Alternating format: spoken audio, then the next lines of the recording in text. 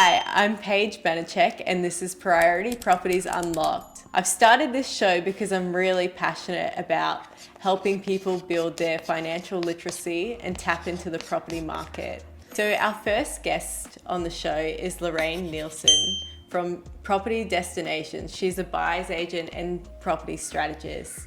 So me and Lorraine have worked together for a while now, and she is very, very knowledgeable. So I know I always learn a lot when I'm talking with her. So I thought maybe we could collaborate and share some of those ideas with all of you. So Lorraine, can you tell us more about what you do and why we should use a buyer's agent and property strategist? Well, thanks, Paige. Great to be here. So I'm a strategist and a buyer's agent. And so what we first look for is to help you tailor your strategies to your specific long-term goals. Now with that, we then develop a strategy, and then from the strategy we're able to then jump into the buyer's agent seat and find you the right property to fit the strategy. Working as a buyer's agent for you, we'll have access to off-market opportunities. We've got solid negotiation skills that will actually help with the buying power as well and reduce your stress level at the same time, which is great. We'll provide end-to-end support on the transaction. It not only saves time, but it saves those common pitfalls and mistakes that you might make that could be very costly. Why go it alone when we can turn the confusion into clarity for your decision? So who should use a buyer's agent? Like, do I have to have a lot of money, or, you know, is it first home buyers? Is it like people who have like accumulated a lot of wealth and have like multiple investment properties already? Like, who is it suitable for? Okay, well, it's anybody who's looking to take some action, really, to plan for their long-term wealth. So, you know, as a strategist, I can run through whether you're ready as a first home buyer or whether you're ready as an investor. To give you an example, I had a new client this week actually, and they want to retire in Tasmania, like buy a big acreage farm in Tasmania, but they have one home in Brisbane, and they don't know what to do, how to get there. So it's basically, should I keep the home? Should I leverage the home? You know, should I buy another investment in the meantime to build the wealth to help with that plan? Should I buy a super home that's not going to cost any out-of-pocket costs? Which order should I do things, and what is the financial outcome going to look like? So it's really, that planning is really important. Yeah, that's awesome. I really want to dive in and talk about tax benefits with property. It's a subject that can seem pretty dry, but it can be a real game changer when it comes to investing if you really understand it. Are people leaving money on the table when it comes to property tax benefits? Yes. Yes, in short. Many investors miss deductions and depreciation, and sometimes there's substantial deductions not claimed. To give you an example, depreciation on a new home, plus or minus $15,000 on a new home.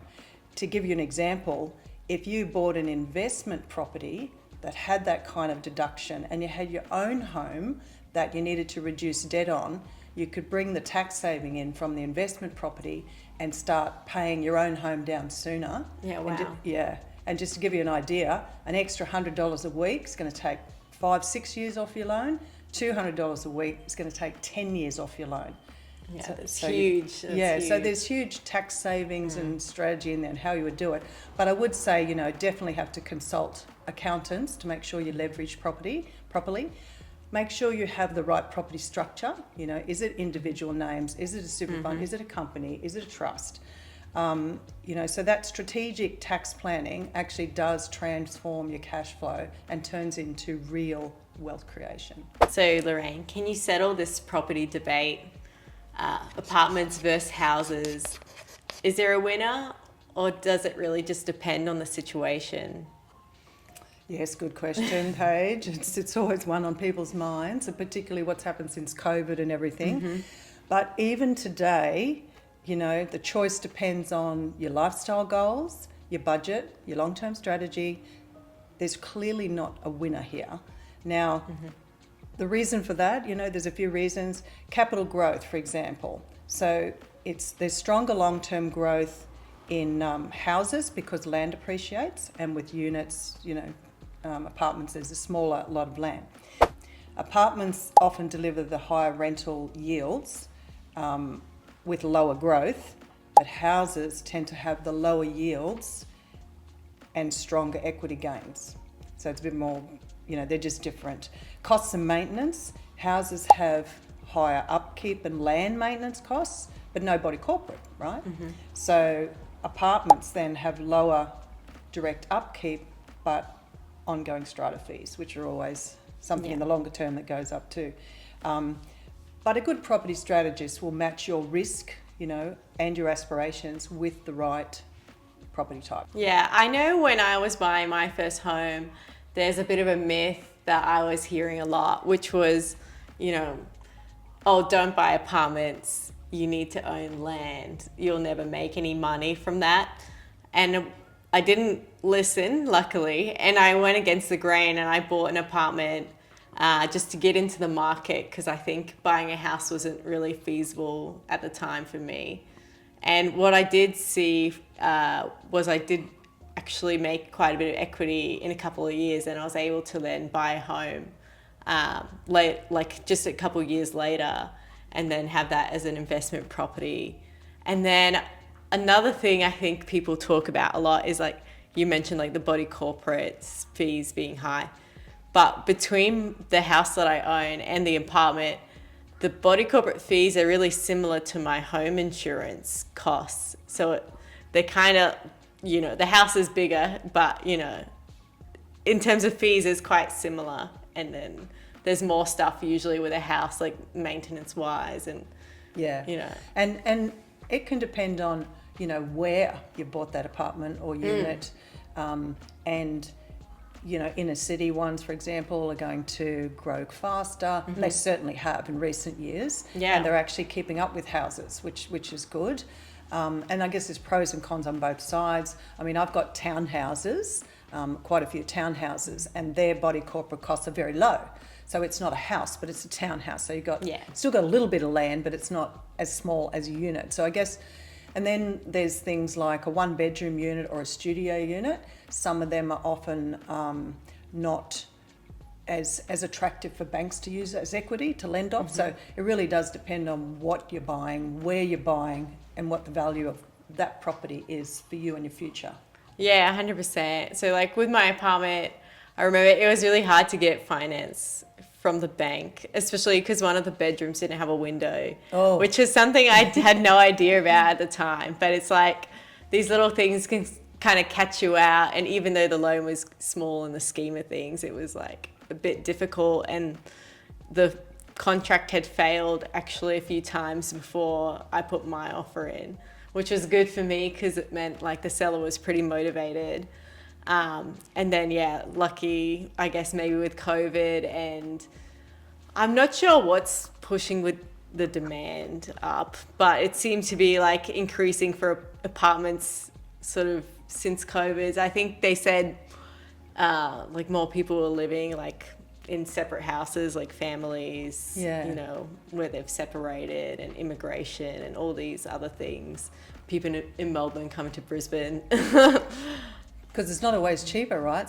Some of these apartments in the inner city now are in the millions. So it really, crazy. Again, it's about where, what's your affordability, what's your budget, what's going to work for you, all those sorts of things. Yeah, exactly. And like with rental yields as well, like you were saying, like my apartment's now positively geared now that it's rented out, compared to my house, which is like negatively geared. So it all goes in, there's so many factors to it. Yeah, that's right.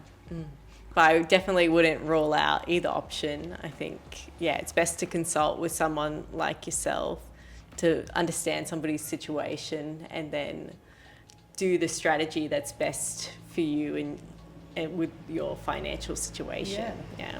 Run the numbers. Yes, exactly. Run the numbers.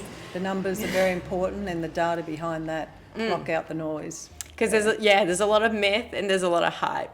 So it's hard to know, especially when you're making those sorts of decisions, what's going to actually be the best investment. Yeah, absolutely. And that's where, if you do partner with someone or have a professional team that you're working with, guide you through the process, understand what you're doing before you're doing it, understand the numbers, understand what it's going to look like before you do it. Yeah, 100%. And don't just go off like a spare of the moment decision. My friend was telling me the other day that he was out for lunch and he ended up buying a house by the end of the day. And it was out in Clontarf. And he said he got kind of suckered in because there was a DA open on them building a marina. And he was like, I got to get in quickly before they start building this thing. That was quick, straight after lunch. Yes. Yeah, so he like went and he like put an offer in, he bought it, and then they ended up not building the marina. Like, even I think he said he sold it 7 or 8 years later for $50,000 less than what he bought it for. That's so disappointing. It's important to do your research and not just trust that everything is going to go ahead like it's planned to. Yeah. And well, he might have sold it a bit early too. You know, maybe maybe the marina's coming on board now, or I don't know, but you know, it's time in the market that's important as well, not the timing of the market when you buy. So yeah, it mightn't happen immediately. Yeah. And no one really has that crystal ball of exactly what's going to happen, right? So you know, it's like the Olympics 2032. There's there's a lot of media hype. Lots of hype. There's lots of hype. But there's also a lot of data behind that. I've done a lot of study on what's happened after Olympics in, you know, the last 4 Olympics across the world. Yeah. And there's some common themes. Like 8 years leading up to the Olympics event, there's basically, that's the capital growth time, you know, for properties, and 2 years after. Oh. So yeah, it's very interesting. And you know, so that and if you're buying anywhere near the infrastructure development that's going to improve the facilities, like say the new stadium in Brisbane, or the Logan Indoor Centre, or the one in Petrie, anywhere in transportable areas near those facilities are going to gain, because they will improve all the transport connections around that for the Olympics. So you can get from Logan to the stadium to Petrie, things like that. So you don't have to be right immediate there, but if you're actually in the routes, you know, getting from one to the other and things like that, all those infrastructures will be improved. So, you know, that's going to add to, it's not just the Olympics, it's about adding the infrastructure. So it will be, you know, population will be attracted to those areas, which will increase the price over time. Yeah, wow. That's really interesting. And do you ever like help people like identify when they need to sell their properties? Yes. Yeah. Sometimes, I mean, I go on the basis that never ever sell anything unless it's going to do something dramatically good for you. So if it's a headache cost-wise, then yes, you need to relieve that stress, get rid of it because it's costing you too much. But if it's going to do something like pay off your principal home, which then you can lend on the equity of that home to buy a new investment, start again, that sort of thing. So there is a time to sell usually with people who have got multiple properties, and it's working out what's the purpose of each of your properties in your portfolio. Like for every property that I have a purpose. What's this one for? Is this one to help my son? Is this one, you know, what is it for? There's 3 properties in my super fund. That's for our retirement cash flow. You know, like what is it? So what is the purpose of each of them? And then through that you can figure out, well, which ones, you know, have you held the longest, have had their growth cycle, all that sort of thing as well. Looking at the data again and the numbers, and coming up, well, if I sell this, what's that going to look like for me? What's the financial gain on, not the profit on the property, but the gain in your portfolio of what you can do next? Yeah, and I guess proof is in the pudding, since you have 13 of your own investment properties. Yeah. Have you lost any money on any of them? Have any of them been a mistake, or? Well, interesting. Or is it too soon to know? Yeah. Interestingly, one we had on Magnetic Island. It was a block of land, but it didn't have the power to it. So we were waiting for the power before we wanted to build there. It was on West Point, beautiful ocean view, lovely. Walk down to the water. Paid like $53,000 for it on a quarter acre. It was just like a long, long time ago, and it was just beautiful. But we held it for like 20 years. But in the first 5 years, they wanted to put power on. So they came over and, it was Norqueb at the time, and 21 people had to sign up to put the power on and spend $5,000 each. Anyway, they got like 19 sign-ups, and then they didn't go ahead with the power. So they didn't even come back to the owners to say, will you chip in the extra? So then we sat there another 20 years later, nothing. And you know what? Even today, the power is not on. And you still like held it for all that time? Oh, no, we sold it. You sold it. We did sell it. Yeah. So we didn't lose money on it, but we didn't gain like we should have gained. Yeah. So I don't think we've actually lost money on a property, but maybe not made as much capital growth as we would have liked. So sometimes it's because one property, I had property in Tamworth that was becoming just a little bit headache with costs, and because I bought it as a display home and it was already a few years old, which was lovely because it had all the extra features, but it just wasn't growing as fast as some of the others that we had. And it was, the reason wasn't the house actually, the reason was it was bought in a trust and I was paying high land tax bills on it and things like that because it was in New South Wales, and so it just became costly to hold. So yeah, we ended up moving that one on recently. So a lot of people are a bit hesitant to buy out of state. Like, I know there's a bit of like a fear, like if you can't just drive around to your investment property and make sure it's all right. But what are the benefits of buying in different states? Yeah, so diversifying markets, Paige, strengthens your portfolio and allows you to tap into emerging growth regions that you may not have considered. We can use technology these days to identify a lot of things, but I have an acquisition network where people are on the ground across Australia. So that allows us to get a really good look at what's going on. So Lorraine, can you explain that land tax a bit better? Like, how am I benefiting by buying properties in different states? What happens with my land tax if I buy like 2 houses, with a big bit of land in Queensland versus one in Queensland and then one in New South Wales? Okay, so land tax is a state tax, but it's also, the thresholds are per entity or per purchaser. So if you buy, for example, in my portfolio, in Queensland, I've got some property in my name, some in my husband's name, and you'll have your own threshold under your individual names, and even when you have a partnership, with the property, a trust will be a separate threshold as well. So you can buy in different structures within the one state, or then you can cross states to then spread that risk as well. So, that can work really well. Differing markets offer choices when it comes to property cycles as well. So, you mightn't have the affordability to buy in the centre of Brisbane, but you've got the affordability to buy in the centre of Canberra or Melbourne, for example, because those markets are more affordable at the moment. And this is where, right now, the fear of missing out, what people call FOMO, is basically changing to COMO, which is compromise or miss out. So, you've got to modify your thinking on where you think you're going to purchase for an investment property if affordability is an issue. So it's a matter of, again, looking at your individual situation, what's doable for you, may not be the same for somebody else, of course. So this is a really hot topic at the moment. I've heard a lot of people doing this strategy and talking about, thinking about using their super to buy a property. How do we know when it's a good idea and when it's the right time to do this? Okay, so working with the strategist, you can help explore all those questions, right, for your longer term plans. But there's 3 key checkpoints that I would say.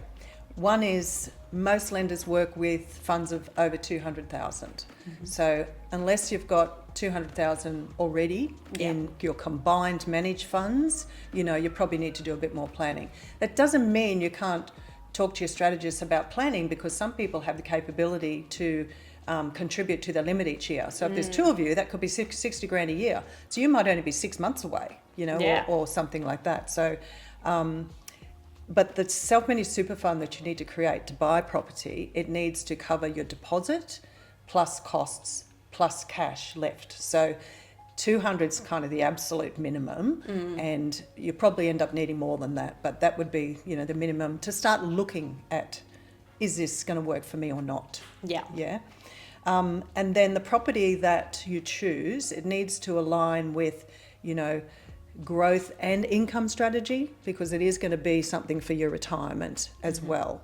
You can have different strategies. Like I've got 3 in my super. We can sell one, pay down the other 2, have a have the income stream from the 2, and then buy another new property. So you can buy and sell property in super, but usually the idea is hold it, pay it off, become an income stream. And the third thing is understand the rules, of the super fund a little bit, and the compliance, and be committed to it. At the end of the day, there's a bit of red tape and paperwork to go through to set it all up. Get past that, then a couple of bank accounts, your loan account and your business bank account, and maybe an investment bank account set up. It's just like you're running your other bank accounts. It's pretty simple. And, and you just get the accountant to do your tax return and audit each year, and they have to do the audit anyway, so you just set that up. So for me, once you get through all of that and set it up, it's really just set and forget, It can be quite an easy vehicle for people who are cash poor, but have high incomes and can make super contributions really well. So you've got to have some sort of funds to begin with, obviously, or plan to have them, understand what sort of property you're going to go for, and be sort of committed to the compliance. And can I live in the property I buy with my super, or does it have to be an investment? We'd all love that, wouldn't we? Yeah, we would. It is a tax effective vehicle for sure. So all the money that you're putting in there, or the profit that you make from the property, is going to be taxed at 15% currently, and it gets all the same property deductions as a normal home. It used to differ by when you could claim your personal inspection to your investment home. You couldn't do that with super, but you can't do that personally now anyway. So the super has a 15% tax, and also if you sell the property after you retire, you don't pay any capital gains tax in today's legislation. Yeah. Now they are talking about, taxing a $3 million threshold of, values of super funds, and I hope it doesn't get in, because I think it's going to hurt a lot of mums and dads and farmers who have put their farms into super, and they don't sell it, they just keep it there and pass it through the family, but it's going to be based on a certain value of the fund. So, it'll be interesting to see what happens in that space. Yeah, and I feel like some of our clients have had this issue. So basically the problem is they have to pay and find some money to pay tax on this money that's all tied up in a property, right? So then they're basically forced to sell it. And I think that's what the government's kind of getting at is, making more houses on the market. And I think the key thing here is you've got to have the right self-managed super fund specialists, in your corner. I don't have a finance license, so I can't give you that advice, but we have financial planners and brokers that are linked to our professional group who can help you through that entire process. So what are the most costly mistakes that you've seen commonly reoccur, and how can investors avoid making them? Okay, so firstly I'd say do not skip on due diligence.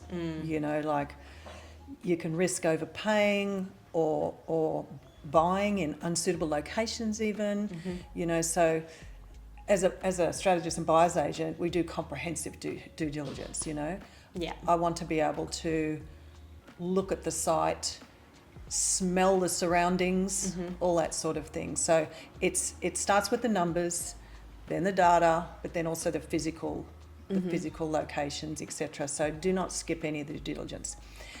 Don't neglect the cash flow management side of things. Again, understand the numbers, what it's going to look like before you invest. Arm's length market appraisals for rental, that sort of thing, to understand what is it going to be rented, for, and don't underestimate your expenses, or you will have some sort of financial strain. So ask those questions, get them all answered for cash flow. The third thing is, don't neglect to seek the advice from the professionals who can help you. It's usually not a very high cost for you to invest in yourself and your knowledge with a great gain. compared to the costly mistakes you could make, right? Yeah, how much would it cost me just to get some advice on a strategy? Okay, well, my investment plan, all inclusive, is $19.50. And then when you buy a property through me, after that property settles, I actually give you $9.90 back. So it's not a significant investment. There's a lot of other competitors out there that charge a lot more, but I sort of work on the basis of I work on a referral basis. I don't typically advertise. I work with partners like yourself, and I just want to really help people get to their goals. Yeah. Without having that exorbitant cost over their head all the time. So, yeah. And the fourth thing is, don't underestimate the maintenance and management costs. So again, just understanding the costs more. But if you bought an existing property, there could be some maintenance that you've overlooked or something significant. So, don't underestimate that. And, body corporate costs if you're buying. If you're buying something existing with body corporate costs, it's good to look back and look forward with those costs, because often they start off low and then all of a sudden they start to get huge because they're doing massive paint jobs or whatever. So understand that. And lastly, don't let your emotion or be pressured by a salesperson, affect you. Don't let it override your clear strategy, right? So you've already worked out your strategy, you know where you're going, you know what you're doing. So don't let emotion then take you over, or a salesperson who's pressuring you to buy this property because you'll miss out today. Sometimes you will miss out today. Let me say that in today's market, because properties are being snapped up. But you should be gearing up to that with knowledge anyway, understanding the process. Ignore the headlines and the hype. And strip it back to the numbers and the data. They will reveal, the numbers and the data will reveal your true potential. Let me ask you this. Paige, would you make one of life's most important financial decisions based on a feeling, or would you do it on proven data? Always, proven data. It's a clear answer, right? Thanks, Lorraine, for joining me. I think this has been a really informative discussion, and I've learned a lot, especially around first home buyers and all the costly mistakes to avoid. If anyone wants to get in contact with me from Priority Properties or Lorraine, the property strategist and buyer's agent, you'll find our website linked below. Stay tuned, because we'll be putting out another video shortly with a very knowledgeable guest.